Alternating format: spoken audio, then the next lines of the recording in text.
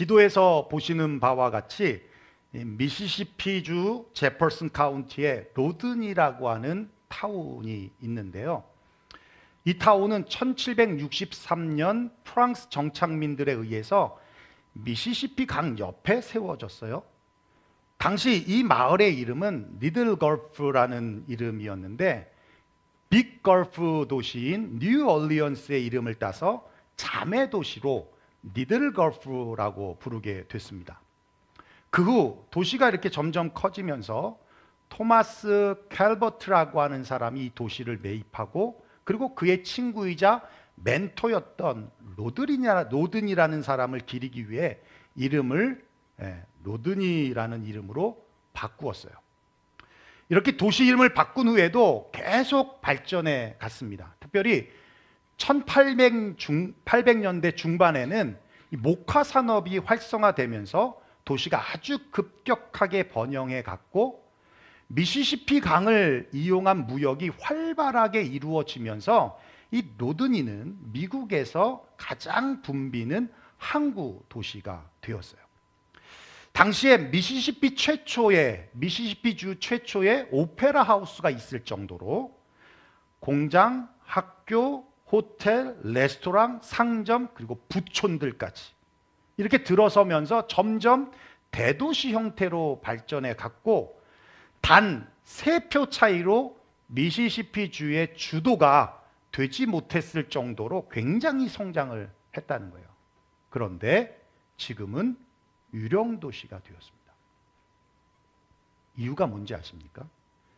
누구도 예견하지 못했던 일 때문인데요. 그 원인은 미시시피 강의 흐름이 바뀌었기 때문에 그래요.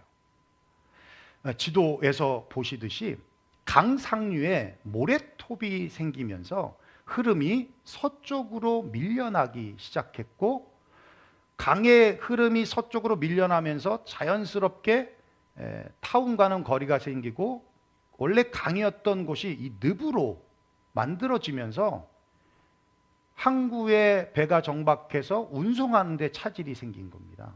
그러니까 배를 통한 무역이 줄고 경제가 어려워지고 사람들은 먹고 살기 힘들고 그럼 당연히 떠나죠.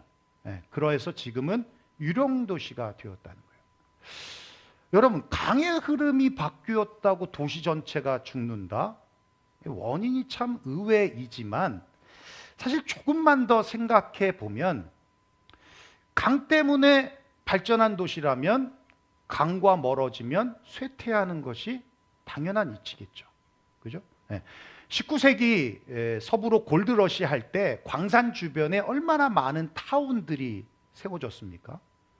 금 때문에 모였다면 금이 없으면 떠나는 거잖아요. 그렇죠? 지금은 유령 도시가 됐든지 아니면 역사적인 유적지로만 남아 있어요. 여러분, 자동차 도시라는 상징적인 의미를 갖고 있던 디트로이트라는 도시도 미국의 자동차 산업이 몰락하면서 도시가 파산하게 되고 지금은 슬럼화되고 있어요. 저는 교회와 성도도 다르지 않다라고 생각합니다. 교회의 시작은 성령 강림에서부터 시작이 됐어요. 교회와 그리스도인의 삶은 성령 없이는 불가능합니다. 우리 한번 읽어볼까요? 시작. 성령으로 아니하고는 누구든지 예수를 주시라 할 수 없느니라. 그러니까 우리가 복음을 듣고 믿어지는 것은 내가 똑똑해서가 아니라 성령님의 역사라는 거예요. 또 성령님은 은사를 주셔서 그리스도의 몸된 교회를 세우시고 주께 받은 사명을 감당할 수 있도록 하시는 겁니다. 뿐만 아니라 우리가 잘 아는 말씀이죠. 에베소 4장 3절 평안에 매는 줄로 성령이 하나 되게 하심을 힘써 지키라는 말씀과 같이 성령님은 교회를 평안으로 묶어서 하나 되게 만들어 주신다는 거예요. 저는 개인적으로 뉴저지에서 제일 행복하게 목회하는 목사라고 말합니다. 진짜로. 근데 행복해 보이지 않아요? 진짜. 제가 목회를 잘해서요? 아니요. 성도들이 너무 착해서요? 착한 건 맞아요. 나가면 목사님들한테 자랑해요. 우리 성도들은 너무 착하다고. 근데 꼭 다음을 얘기하죠. 담임 목사가 착해서. 그래서 우리 성도들이 담임 목사 닮아서 착하다고 꼭 그렇게 얘기해요. 여러분도 그렇게 얘기하세요? 우리 목사님 너무 착하다고.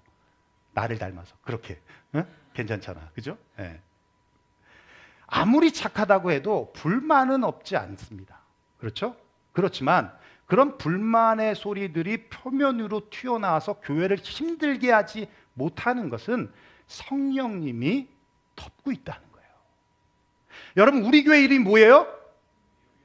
몰라요? 우리 교회 이름이 뭐예요? 무슨 뜻이라고요? 하나님의 영이 머무는 교회. 이름의 뜻은 너무 좋아요. 근데 사람들이 잘 못 알아들어요. 유영교회 어느 교회세요? 유영교회 한 번 알아듣는 사람 한 사람도 없어요. 뭐요? 유욕교회예요? 뜻이 너무 좋아요. 하나님의 영이 머무는. 하나님의 영인 성령님께서 우리와 함께 하시기 때문에 평안하고 행복하다라는 거예요. 그래서 바울이 데살로니가 교회에서 이렇게 말합니다. 여러분 한번 읽어볼까요? 시작. 항상 기뻐하라. 쉬지 말고 기도하라. 범사에 감사하라. 이것이 그리스도 예수 안에서 너희를 향하신 하나님의 뜻이니라. 성령을 소멸하지 말며. 성령을 소멸하지 말라. 여기서 성령을 소멸한다는 것은 마치 불을 끄다라는 뜻도 있지만 성령을 억누르지 말라는 뜻입니다. 그러니까 성령님이 나를 억눌려야 하는데 내가 성령님을 억누르면 나의 미성숙한 성품들이 튀어나오는 거예요. 그래서 부정적인 말을 하고 불신의 말을 하고 불만과 불평과 원망과 의심과 비난과 이런 생각들과 말들을 쏟아낸다는 겁니다. 그렇게 되면 공동체가 평안함이 깨어져요. 힘들어지고 어려워지고 그게 지속되면 무너지는 겁니다. 그러니까 성령이 소멸이 되면, 성령이 떠나면 교회도 성도도 유령도시와 같아지는 거예요. 반대로 우리를 향하신 하나님의 뜻, 항상 기뻐하고 쉬지 말고 기도하고 범사에 감사하면 성령 충만해집니다. 그러면 성령이 우리를 누르는 거예요.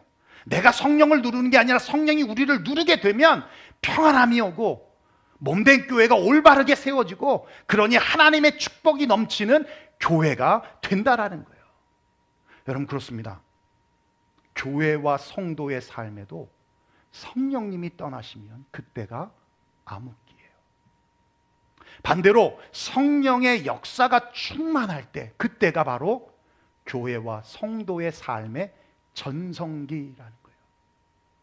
그걸 오늘 본문에서 바울이 한 문장으로 말씀하고 있어요. 우리 한번 읽어볼까요? 시작. 너희가 이같이 어리석으냐. 성령으로 시작하였다가 이제는 육체로 마치겠느냐. 이게 무슨 뜻이냐면 성령으로 시작했다면 성령으로 마쳐야 산다는 겁니다.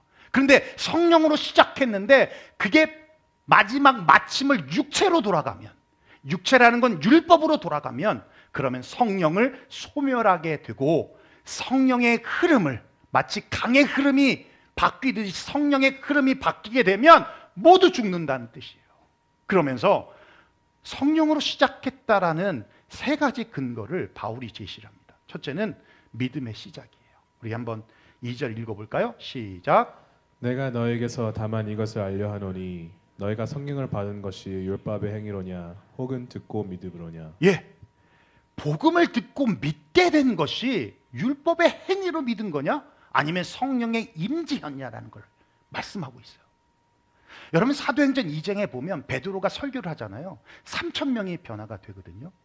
베드로가 설교를 마친 후에 사람들이 반응이 어떠하냐면 이렇게 말해요. 그들이 이 말을 듣고 마음에 찔려 베드로와 다른 사도들에게 물어 이르되 형제들아 우리가 어찌할꼬 하느냐. 베드로의 설교를 듣고는 마음에 찔렸다는 거예요.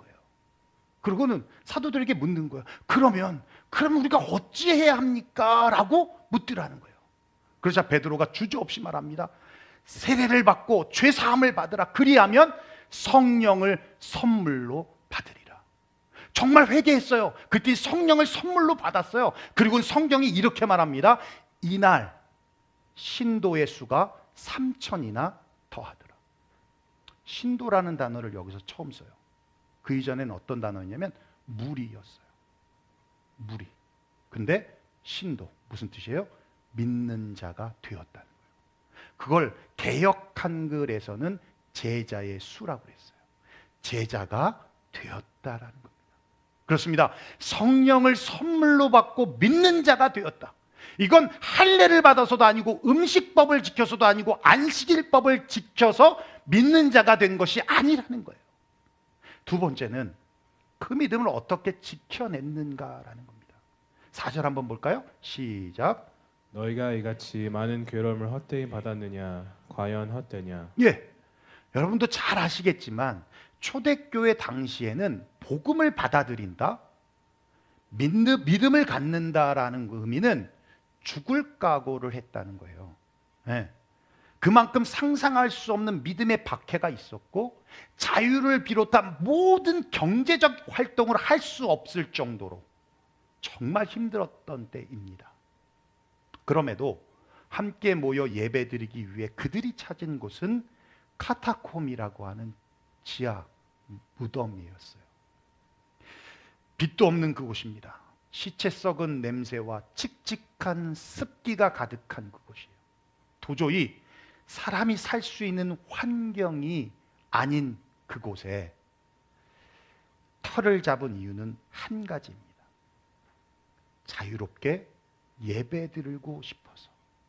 자유롭게 예배드릴 수 있는 유일한 장소였기 때문에, 신앙의 자유가 보장되었던 곳이었기 때문에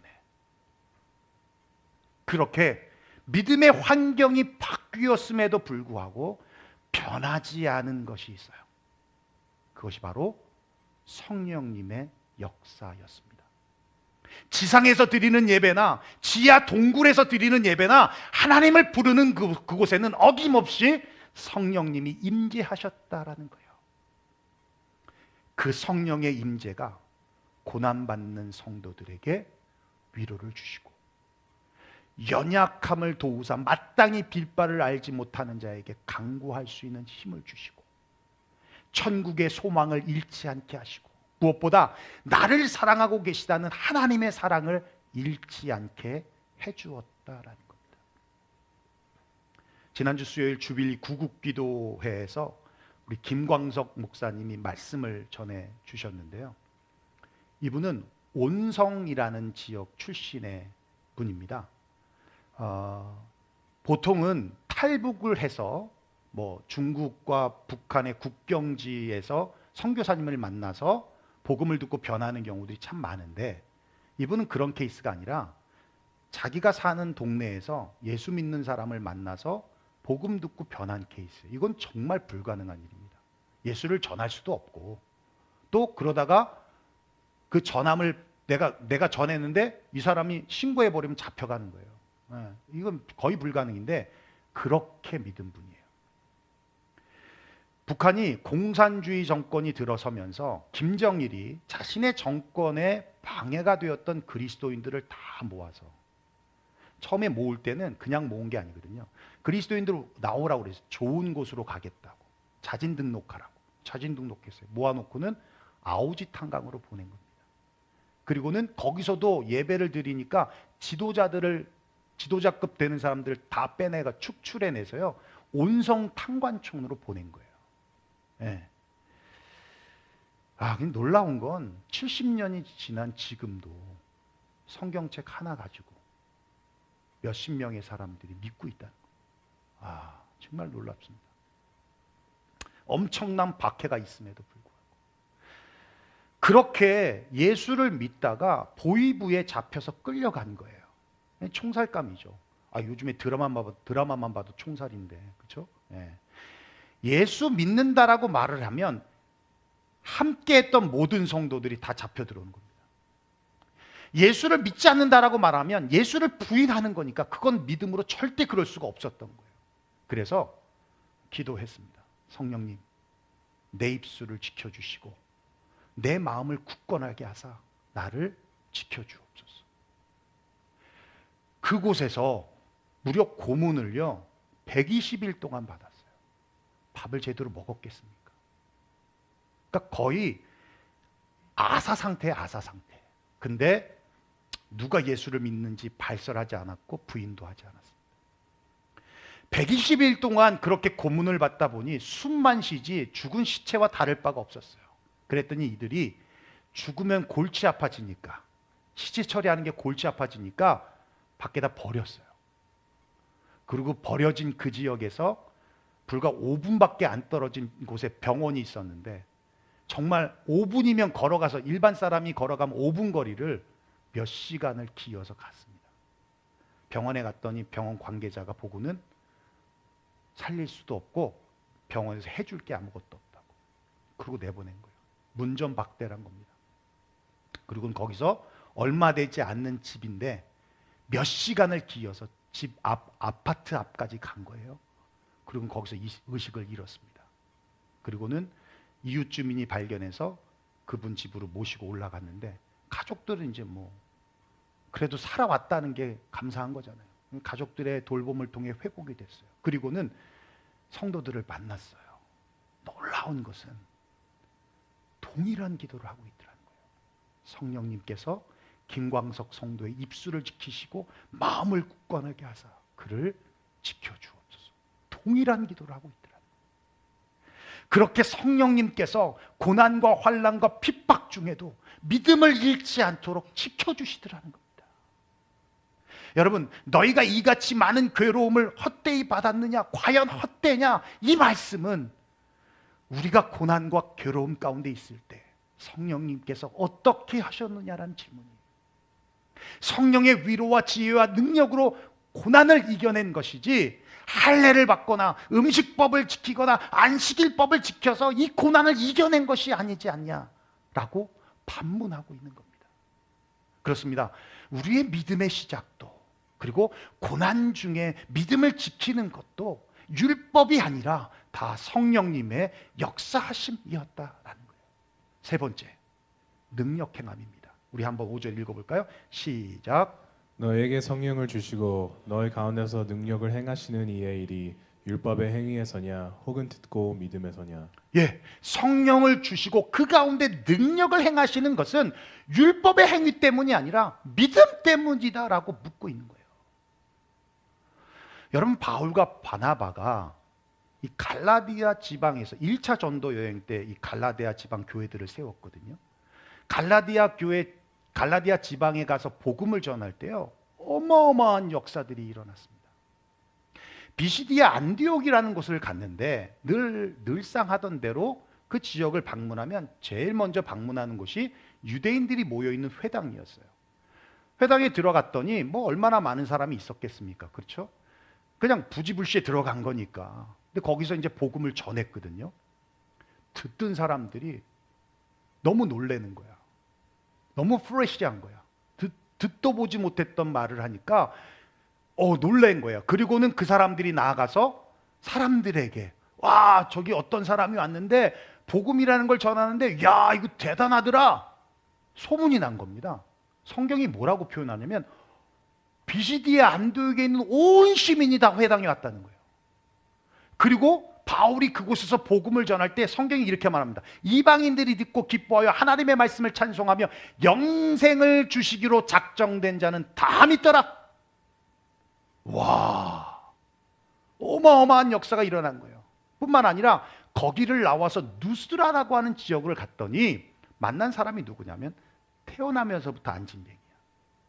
그 사람을 보고 믿음 있는 걸 보고는 안수하여 기도했는데 그 자리에서 일어난 거예요. 그때 사람들이 야, 신이 강림했다라고 하면서 몰려들기 시작했습니다. 어마어마한 성령의 역사가 나타났어요. 그걸 성경이 이렇게 기록해요. 두 사도가 오래 있어 주를 힘입어 담대히 말하니 주께서 그들의 손으로 표적과 기사를 행하게 하여 주사 자기의 은혜의 말씀을 증언하게 하셨다. 주께서 그들의 손에 표적과 기사를 행하게 하셨다. 예, 성령의 능력은 할례를 받거나 음식법을 지키거나 안식법을 지켜서 나타난 것이 아니라는 거예요. 여러분, 이렇게 믿음의 시작도 고난 중에 믿음을 지켜내는 것도 복음을 전하고 능력을 행함도 다 성령에 의해서 진행돼 왔다는 겁니다. 그런데 성령을 떠나서 육체로 마친다. 육체로 마친다라는 뜻은 거짓 교사들이 말하는 대로 믿음도 있어야 돼. 근데 믿음만으로는 구원받을 수 없어. 할례를 받아야 돼. 음식법도 지켜야 되고 안식일법도 지켜야 돼. 그래야 구원을 얻는 거야 라고 하는 이 거짓 교사들을 따라, 율법주의자들이 말하는 걸 따라 거기에 유혹되어 넘어갔다라는 겁니다. 즉 행위로 자기의 의의를 나타내고 여전히 외식과 위선에 빠지고 남들보다 더 율법을 잘 지킨다는 착각 속에서 교만과 자만에 빠져서 자기만 옳다라고 하는 독선에 빠지는 이 어리석은 자가 된다는 것을 말하는 거예요. 그래서 갈라디아서 5장 17절에 말씀하고 있습니다. 우리 한번 읽어볼까요? 시작.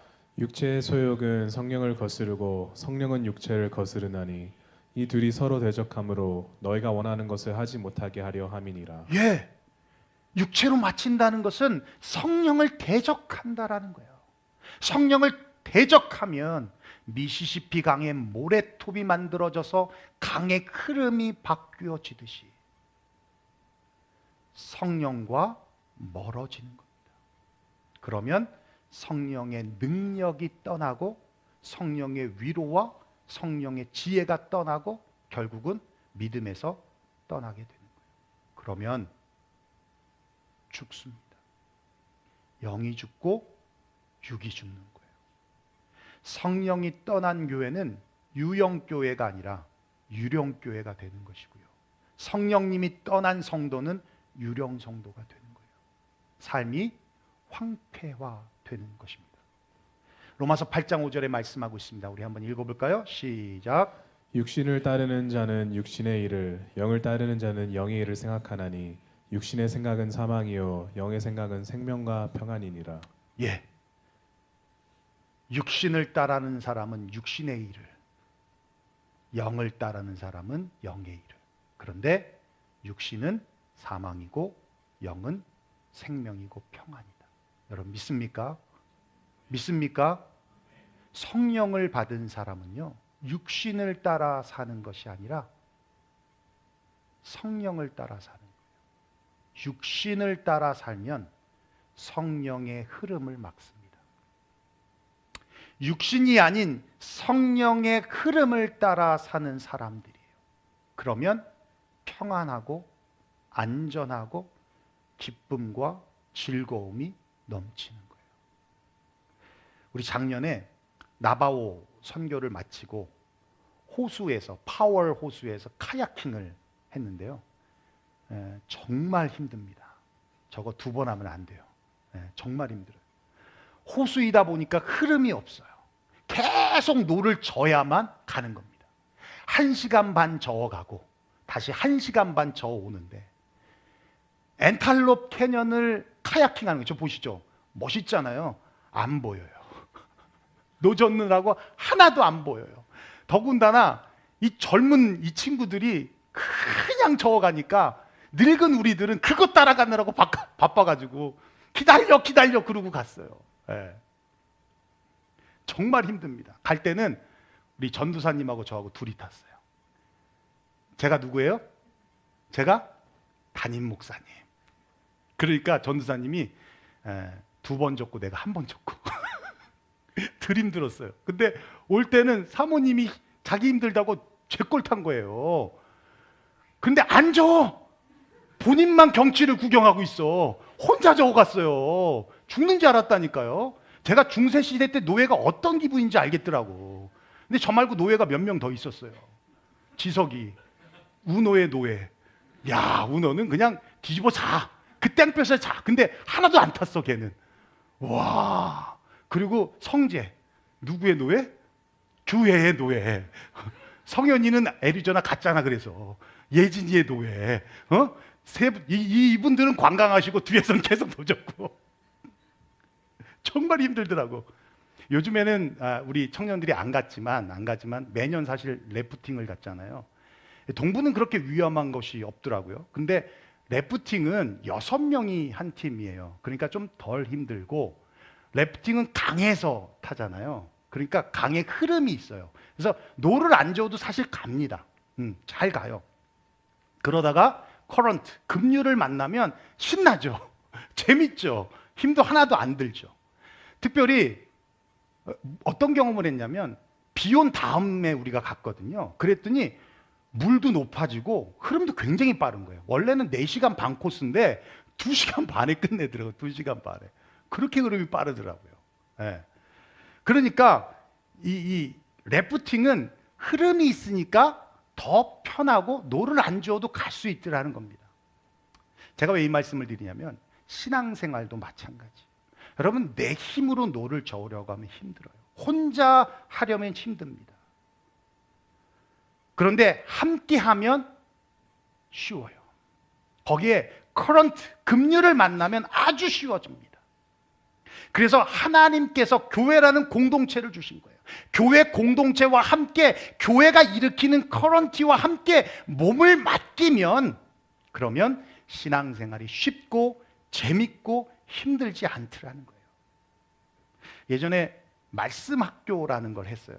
예, 우리 이전에 이 잉그루드에 있을 때는 7일 동안, 일주일 동안 주일날 저녁에 입소해서 토요일날 퇴소를 했는데 그냥 일주일 동안 교회 사는 거예요. 교회에서 아침에 출근했다가 저녁에 퇴근하고, 그러면 퇴근할 때 아침밥도 준비하고 저녁밥도 준비하고, 또 근무가 없는 친구는 하루 종일 교회에서 있고, 그죠? 네. 그러면서 계속 성경만 보는 거예요.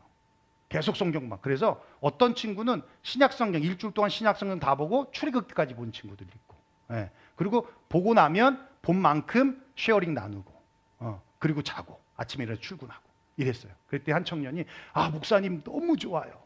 매일매일 했으면 좋겠어요. 그래서 내가 그럼 너 신학교를 가라.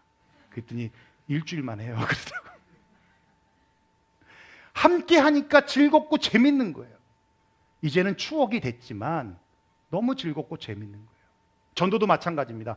전도 축제의 커런트를 일으키면 거기에 우리가 몸을 맡기면 되는 거예요. 그러면 전도하는 것이 어렵지 않습니다. 복음 전하는 게 어렵지 않아요. 그냥 우리 교회 한번 와봐라. 저는 그렇게 넘어갔어요. 심심하면 교회에 와. 심심하면 교회. 그걸 계속 말하니까 심심할 때 교회 생각이 나더라고요. 심심하면 교회에 와. 그리고 그 친구가 있어요. 괜찮은 자매 있어. 있더라고요. 네, 있어요. 우리 교회도 그렇게 하면 돼요. 괜찮은 자매 있어. 괜찮은 형제 있어. 왔는데 없네. 그건 자기 주관적인 생각이고, 그죠? 네. 내가 볼기엔 괜찮은데 난 다 이뻐. 그런 거죠. 예, 예. 그래서 신앙생활 잘하는 사람이 어떤 사람이냐면 교회의 이 커런트, 교회가 일으키는 커런트에 몸을 맡기는 거예요. 교회가 일으키는 파도에 몸을 맡기는 거예요. 수련회, 비전 트립, 미션 트립, 체육대회, 야유회, 탁구대회, 요리대회 모든 것 함께 하는 겁니다. 그러면 쉬워져요. 재미있어집니다. 그리고 즐거워집니다. 공동체가 즐거워야 해요. 기뻐야 해요. 네. 로드니 타운이 유령 도시가 된 것은 강의 흐름이 바뀌어서였습니다. 그와 마찬가지로 성령의 흐름이 바뀌면 교회와 성도가 죽습니다. 성령으로 시작했다가 육체로 마치는 것이 모래톱을 쌓는 것과 같아서 성령의 흐름을 바꾸는 어리석은 행동이에요.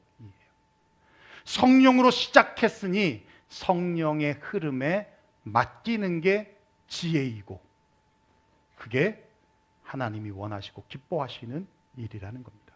이번 한 주간도 성령의 흐름을 따라 배럴 투게더 하시기를 주의 이름으로 축원합니다.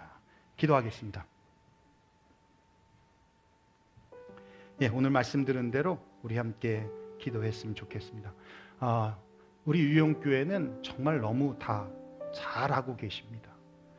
교회가 일으키는 커런트에 단 한 명도 나 안 해라고 하시는 분들이 없어요. 예, 그래서 힘든 분들도 계시겠지만 그래서 하나님이 우리 유영교회를 지금까지 인도하시고 지켜주시고 또 이렇게 평안하게 이끌고 계신다라는 생각을 하게 됩니다. 예, 이 말씀 기억했으면 좋겠어요. 성령으로 시작하였는데 육체로 마치려 하느냐. 성령으로 시작했는데 육체로 마치려 하느냐. 육체의 일을 자꾸 쫓다 보면 성령의 흐름을 바꿔버립니다. 그러면 하나님이 우리에게 주셨던 축복들이 하나둘씩 떠나게 되는데 누릴 때는 이게 축복인지 몰랐던 것이 내 곁에서 멀어지고 사라지고 난 후에 아, 이게 축복이었구나 라는 것을 그제서야 깨달죠. 여러분, 지금 누리고 있는 모든 것이 하나님의 은혜이고 하나님의 축복이고, 여러분이 성령의 흐름을 따라서 성령과 함께 맡기고 가기에 주신 은혜인 것입니다. 오늘 그런 고백이 있었으면 좋겠어요. 하나님, 우리 유용교회를 주신 주님께 감사하고, 교회가 일으키는 모든 커런티에, 교회가 일으키는 모든 파도에, 모든 웨이브에 몸을 맡기며 또 성령의 흐름을 따라서 하나님, 내가 주께 나아갈 수 있게 하여 주시고, 그 흐름을 따라 성장하고 부흥하고 또 성숙해 갈 수 있도록 인도하여 달라고, 그렇게 우리 시간 함께 교회를 위하여, 여러분 자신을 위하여 함께 기도하며 나아가도록 하겠습니다. 함께 통성으로 기도하겠습니다. 고마우신 우리 아버지 하나님, 감사와 영광을 주님 앞에 올려드립니다.